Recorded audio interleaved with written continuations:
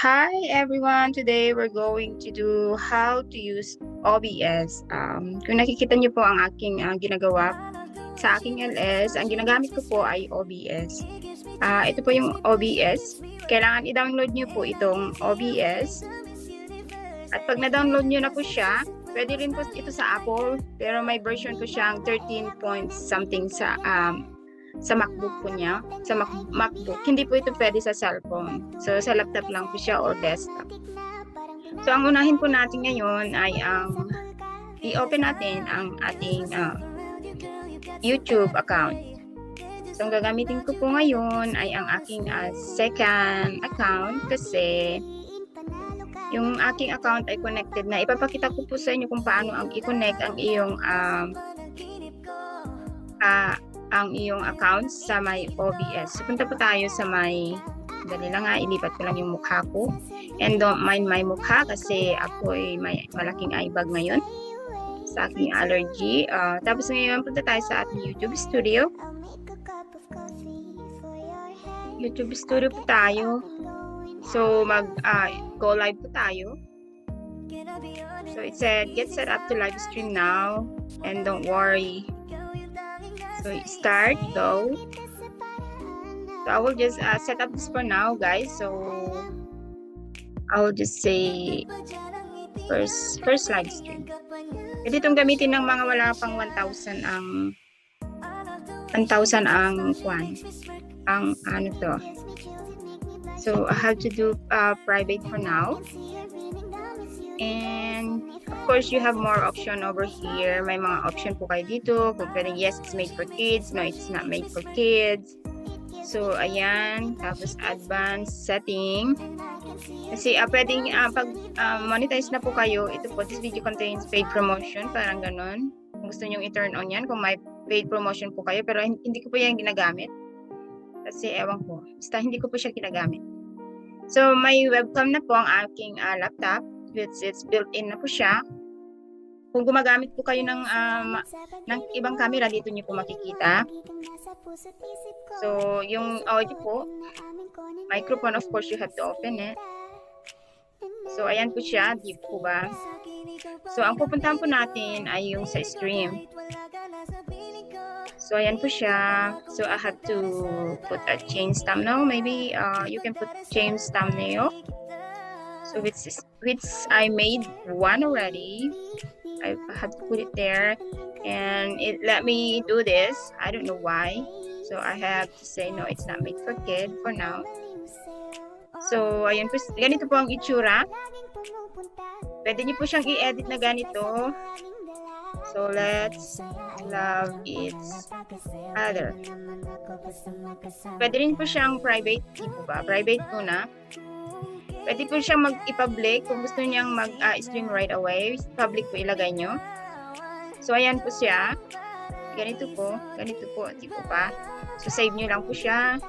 Tapos, pag may pag monetize na kayo, dito rin nyo i-edit at i-turn on. Parang dito po siya nakalagay pag monetize po kayo.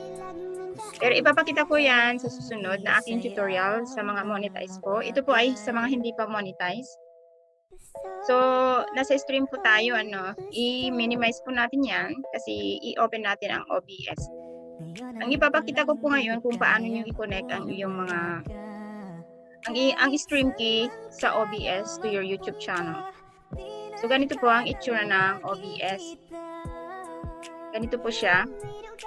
So, ang kailangan natin yung stream key muna. Di po ba? Hindi ka naman po makapag-start play kung wala naman, hindi po na-i-connect sa iyong YouTube. So, punta po tayo dito sa my settings. So, pasensya na po ha. Medyo itong aking laptop Wi-Fi. Punta po tayo dito sa stream. Di po ba nakita nyo may YouTube, Facebook, Restream, parang ganon. Yung pipiliin po ay sa YouTube. Tapos dito automatic yata, pero tingnan nyo po, basta YouTube po ha, puro YouTube lang po siya. So, if you want to get the stream key, pwede nyo i-click ito, pero ang ginagamit ko po, kukunin ko po yung stream key, i-copy ko po siya from my YouTube studio. Sa aking YouTube studio, sandali lang ha. i-minimize ko lang ito para makuha natin. Laging minimize ko siya para makapag go over to other window. Kailangan pong ganyan. So, ito po yung OBS. Ulitin natin yung settings. Sorry guys, medyo magulo ako. So, punta tayo sa stream setting. So, punta tayo po dito sa, di po ba, sa live natin. Dito po, dito po nyo makukuha ang get the stream key. This is the stream key. Ito po. I-copy po nyo ito. Ito po siya. So, copy po siya. Copied na po siya. Tapos, i-minimize. Punta po tayo dito sa stream. So, alisin po natin ito. At ilagay natin yung, i-paste po natin. Paste. Di po ba? Tapos, apply po siya. So, ayan na po siya. Nag-apply na po at nakakonect na po sa inyong YouTube. So, okay na po siya. Okay. So, ang gagawin po natin ngayon ay pag naumpisahan nyo na po, di ba, na i-connect niya yun, mag-umpisa na po tayong maglagay ng mga iplagay sa screen. So, ito po, ang inuuna ko po itong audio para hindi po makalimutan. Press nyo lang po yun. Okay. Tapos, press the plus sign. Tapos yung input, kasi ito yung parang makukuha niya yung mga sounds nyo sa screen at saka yung voice nyo dito sa labas. Input and output audio. So ayan po, kung gusto nyo pong i-add ang iyong video, click nyo po ang video. Kung na-set up nyo po ang iyong mga video, hindi ko po kayo magamit kasi ginagamit ko po ito sa aking live. So, dito po pwede nyo pong kung anong gamit yung camera, kung yung laptop nyo, dito nyo po i-click. Tapos, okay. Magpa-pop up siya po dito. Hindi po ba red yan?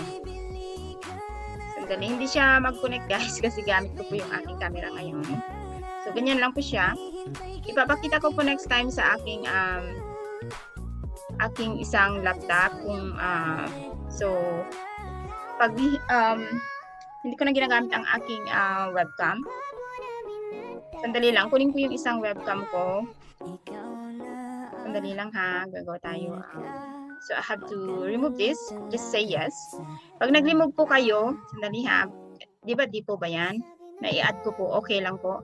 Tapos okay ka ng okay. Tapos nandito po, pag nag-remove po kayo, i-click nyo po yung video capture o yung pangalan. Yung one click lang po ha. Tapos i-press nyo po yung minus sign. And are you sure you wish to remove video capture device? Yan po, yes. So ayan po. Tapos kung sa susunod ko pong tutorial I will show you how to use the OBS and playing videos and what do you call this, using the webcam. Kung may ano pangalan nito, kung may tanong po kayo at i-comment niyo lang po sa aking inbox or comment section at I'm willing to answer your question and I'm willing to show you how to do it again using my itong aking tutorial. Kasi mahaba na po ngayon, putulin ko po ngayon tapos ang susunod kong tutorial ipakita ko po sa inyo kung paano gamitin. So, bye muna ngayon guys. Shout out sa aking team Stinky. Gagawa po ako uli ng aking tutorial kung paano gamitin ito. Kunin ko lang yung aking webcam at isunod ko kaagad itong i-upload. So, yan muna guys. Abangan po ninyo ang susunod kong tutorial. Bye!